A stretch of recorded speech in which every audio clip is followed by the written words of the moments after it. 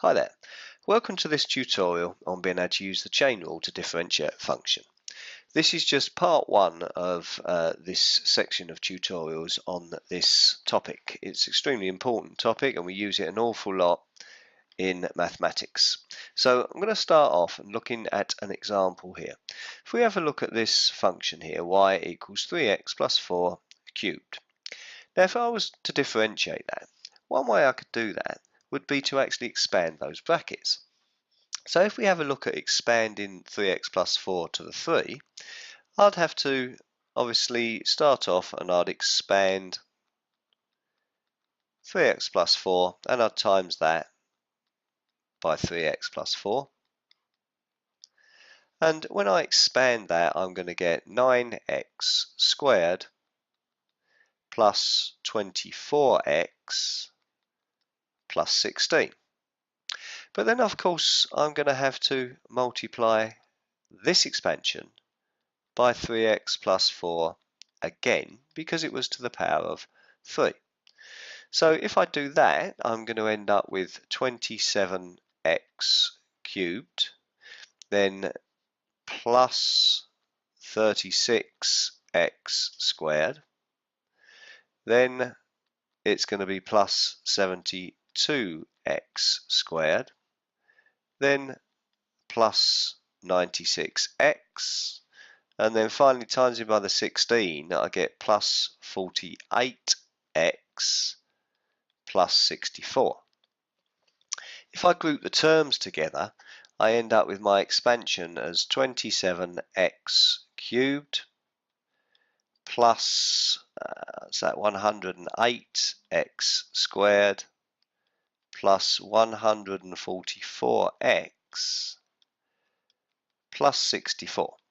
So I could say that that was my y.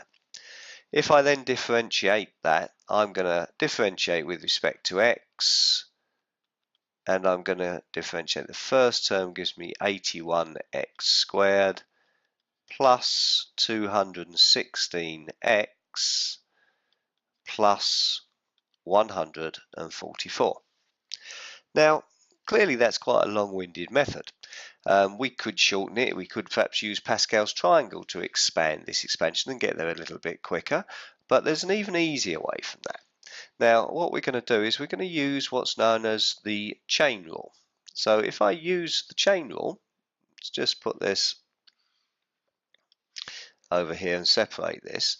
I've got my term again, y equals 3x plus 4 cubed.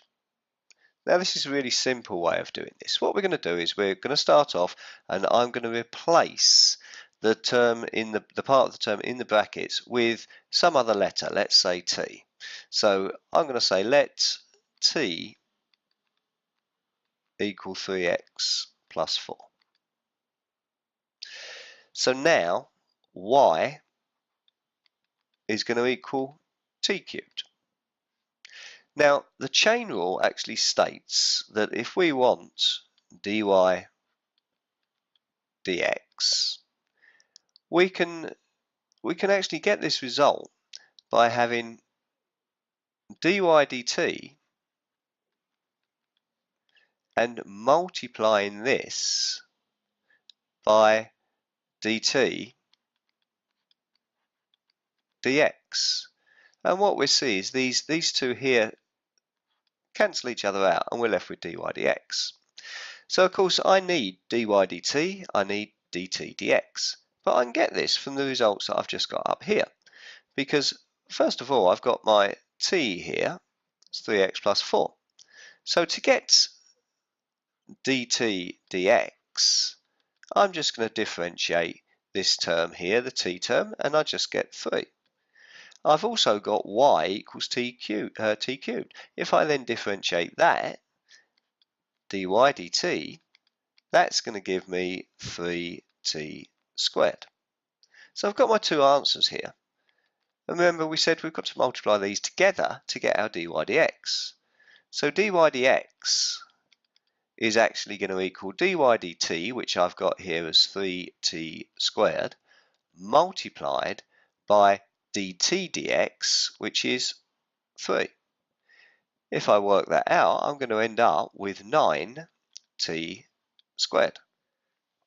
If I then replace the t with what it initially was, 3x plus 4, I end up with my result for dy dx as 9 times 3x plus 4 all squared. And if we then multiply those out, clearly we did that at the start here on this one over here, and when we multiply 3x plus 4, when we square that, we end up with 9x squared plus 24x plus 16.